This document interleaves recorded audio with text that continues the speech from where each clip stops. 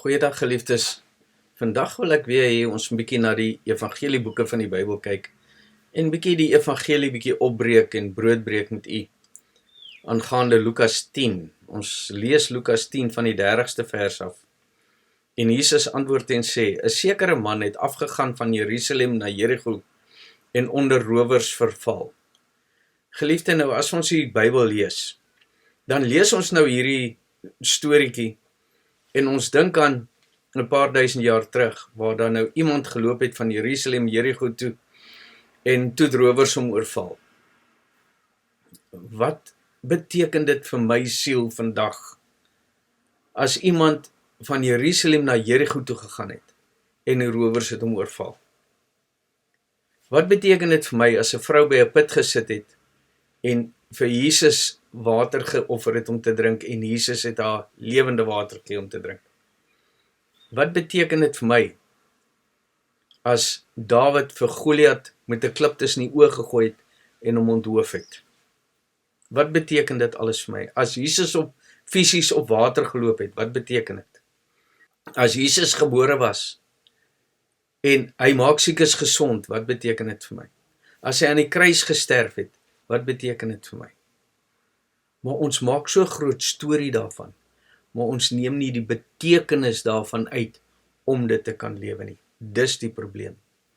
Elke lettertjie, elke teks, het 'n betekenis, en hierdie boek, die Bybel, is geskryf in ons, sodat ons in die koninkryk van God kan kom. Dis wat die Bybel is, geliefde.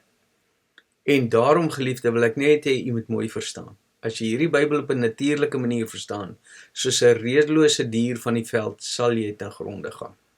En onthou, geliefde, as jy dit natuurlik verstaan, is jy 'n vyand van God. Die wat die vlees bedink is die dood, die wat die gees bedink is lewe en vrede. Daarom, geliefde, kom ons kyk wat God ons wil wys in hierdie boeke. Want 'n sekere man het afgegaan van Jerusalem na Jerigo.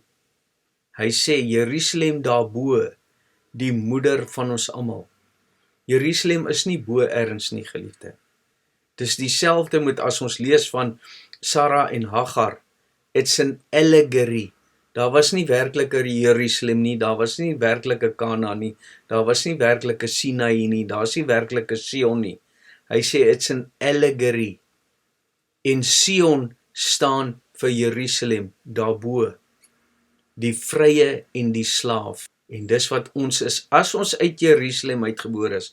As jy onder die wet is, geliefde, is jy uit die slavin gebore. Onthou dit, jy moet dit doen, jy moet dit doen, jy moet soontoe, dan is jy uit die slavin gebore. So kom ons kyk hierso, geliefde, wat wil God ons wys? Jerusalem daarbo. In ander woorde, Jerusalem, die stad van God, daar waar ons is, Jerusalem, Sion, die berg Sion, waar ons bo op die berg is, daar waar ons op die top van ons oortuiging is, soos Moses, toe hy die berg opgegaan het, Sinai, toe hy bo op die berg kom, toe het God met hom gepraat. En daarom moet ons ook hierdie berg bestyg, geliefde, Sion, en as ons bo kom, as ons op die top van ons oortuiging, die top van ons geloof, die top van ons siening, geestelik, dan gaan ons God sien. En daarom sê Jerusalem daarbo, so ons is in Jerusalem, maar nou staan ons daar en ons verstaan dinge verkeerd en natuurlik, geliefde. Nou gaan ons af na Jerigo toe. Van 'n sienswyse bo gees, gaan ons nou natuurlike sienswyse toe. Ons gaan van 'n goddelike sienswyse na 'n natuurlike sienswyse, wat die dood is, geliefde. Maar nou wil ek u iets wys. Hierdie sekere man, hy het van Jerusalem afgegaan Jerigo toe. Met ander woorde, daar waar hy aan die top van sy oortuiging was, daar het hy afgegaan na Jerigo toe. Hy het uit die kerk uitgegaan, hy het Christus gelos, hy het die liggaam gelos, en hy het wêreld toe gegaan, geliefde.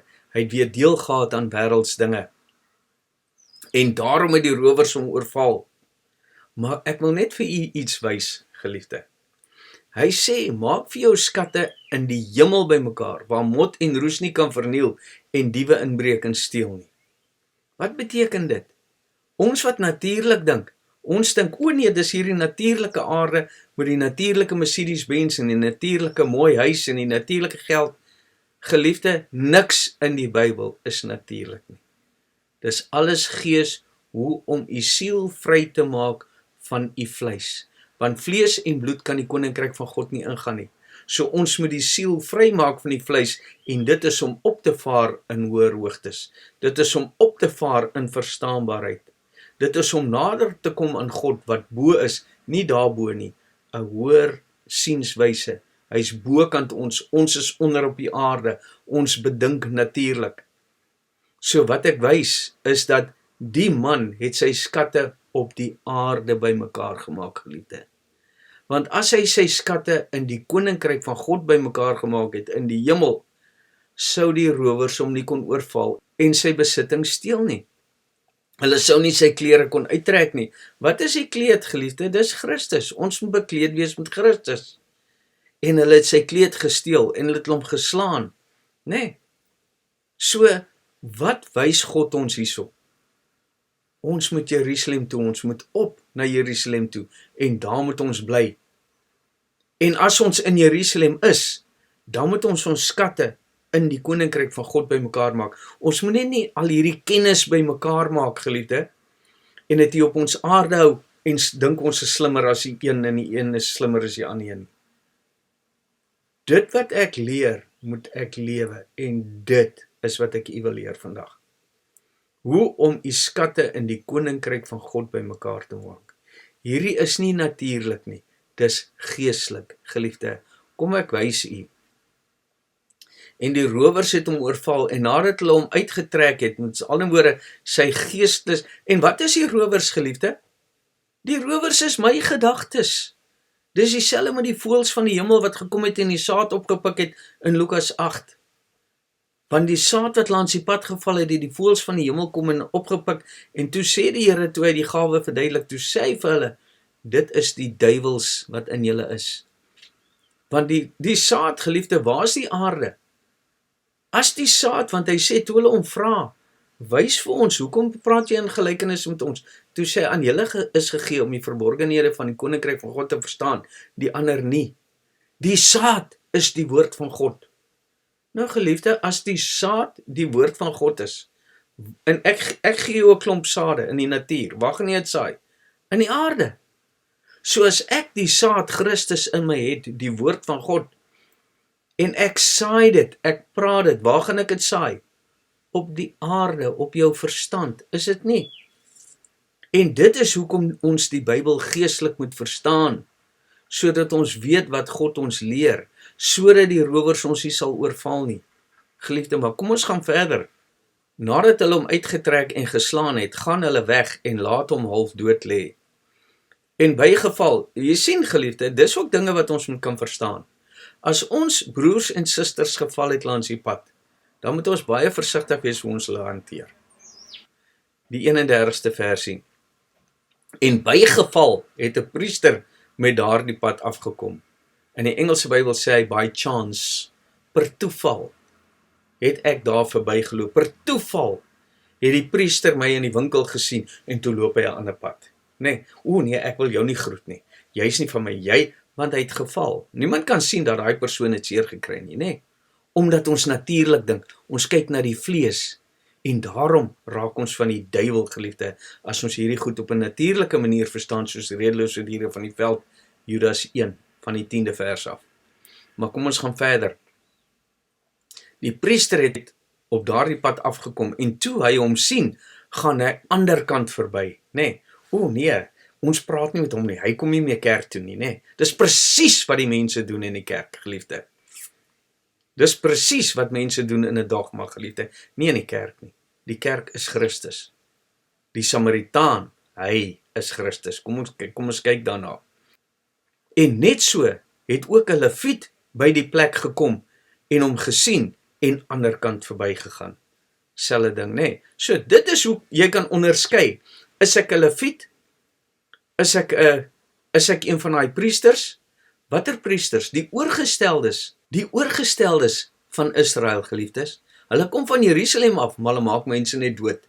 Nee, hy sê vir Nikodemus ook, want Nikodemus het na hom toe gekom in die aand.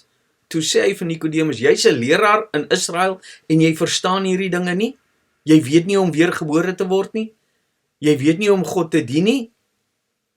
So ons moet pas op, geliefde, die naam priester of die naam oudste of die naam wat ook al, apostel, beteken vir jou niks as God nie in daai tempel bly nie. As dit nie 'n barmhartige Samaritaan is nie. Kom ek wys jou, geliefde. Maar 'n sekere Samaritaan wat op reis was, hoekom was hy op reis? Op reis is jy op pad na iets spesifieks toe. Jy's op pad van punt A na punt B. En hy was op reis. Het op hom afgekom en toe hy hom sien, het hy innig jammer vir hom gevoel. Dit is God, geliefde. En na hom gegaan, sy wonde verbind en olie en wyn daarop gegooi. Nou geliefde, nommer 1, hoekom was hy op reis? Hy was toegerus met die verbande, die wyn en die olie. Die ander nie. Wat is die wyn? Wat is die olie? Wat is die verbande? Die verbande is die liefde, geliefde. Die verbande is dit wat ons die wonde toemaak. Ons sien nie ons geliefdes se foute nie en tekortkominghede nie. Die apostels van oud het altyd gesê, ek sit die verbande om my eie oë om nie foute te sien nie. Nee, so ons maak daai wonde toe. Nou moet ons mooi onthou, geliefde, ek sal nie gewond wees as ek geestelik is nie. Is net as ek vleeslik is, want die vlees word gewond, nie die gees nie. So daarom was hy gewond, sy vleeslikheid, daai gedagtes, die rowers wat by hom is, dit het hom gewond. O nee, hierdie een doen dit met my, en daai een doen dit met my, en ek wil nou nie meer kerk toe gaan nie, want dit en dit en dit. Jy sien? So daai rowers hom oorval, sy gedagtes, daai voëls van die hemel, waar daai saad wat gegooi word, word opgepik. Maar kom ons kyk nou 'n bietjie nader, geliefde. Hy het sy wonde verbind en die olie en wyn daarop gegooi. Geliefde, as jy by iemand kom en hy is gewond, gaan jy nie eers die wyn vat en bietjie besmet en dan die olie opsit vir 'n salf en dan die verbande omdraai nie? Dis nie wat hy gedoen het nie. Hy het sy wonde verbind en die olie en wyn daarop gegooi. Met ander woorde, wat is die verbande? Dis die liefde. Wat is die olie? Dis die Heilige Gees. Dieselfde as die 5 wyse en die 5 dwaase maagde, nê? As jy nie daai olie het nie, dan het jy nie die Heilige Gees nie, want die Heilige Gees is die Gees van lig, die Gees van waarheid wat ek het, en dit laat my kersie brand, dit laat my lantern brand, nê? En die wyn, dis die opoffering, geliefde, dis die bloed wat ons stort, en dit is hoekom hy op reis is. Hy's op pad om sy broers en susters te gaan haal. Dis wat hy doen. Hy's op pad om die wat vleeslik dink, geestelik te maak, om hulle te herstel. Hy het hom toe op sy eie pakdier gehelp, en hom na 'n herberg geneem, en vir hom gesorg. Nee, toe vat hy hom na 'n herberg toe. Wie is die herberg hier, geliefde? Dis ons oorgestelde. Nee, dis eintlik God. Dis daar waar die Gees is. Nee, met ander woorde, ek neem hom daar waar God hom kan oppas. Daar waar die diaken hom kan leer, daar waar die priester hom verder kan leer. Nee, daar waar die gemeente is. Daar waar hy weer in Jerusalem kan wees. En hy betaal hom met silwer, liefde. En hy sy taak volbring. Daarom het hy hom betaal. Hy sê, maar as daar nog skuld is wat ek moet doen, met ander woorde, my taak het ek volbring. Maar as daar nog iets is, hoor wat sê hy? Hy sê, en toe hy die volgende môre weggaan, haal hy 2 pennings uit en gee dit aan die eienaar van die herberg en sê vir hom, sorg vir hom en enige onkostes wat jy nog meer mag hê, sal ek betaal as ek terugkom. Ek gaan nog van my broers en susters soek.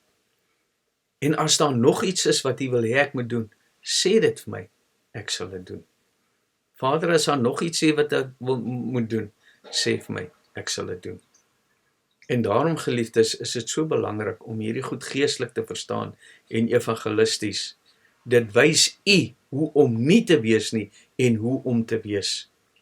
Hierdie Samaritaan, geliefde, is Jesus. Kom ek wys u, Johannes 8 vers 48, toe Jesus met die Jode gestry het, gaan lees dit maar, Johannes 8. Die Jode antwoord toe en sê vir hom, sê ons nie met reg dat u 'n Samaritaan is en van die duiwel besete is nie. Almal het mos gesê Jesus is van die duiwel, geliefde, want hy is van God. En dis vandag nog so. Die wat vleeslik bedink, sal die wat geestelik is, oordeel. En daarom, geliefde, hy is daai Samaritaan. Hy is die een wat sy kruis opneem. Hy is die een wat op reis is. Hy is die weg, want hy neem die na die herbergier toe. Hy is die een wat die lewe bring. Hy is die een wat die versorging doen. Hy is die een wat toegerus is met die verbande en die olie en die wyn. Hy is die een wat ons help om ons lampe vol olie te maak, sodat ons lig sal skyn vir die wêreld. Maar dan moet ons nie van Jerusalem na Jerigo toe afgaan nie, geliefde. Ons sal verder gaan met hierdie evangelietekste, geliefde, om dit meer duidelik te verstaan, sodat ons weet hoe om dit te lewe. Baie dankie en God seën u.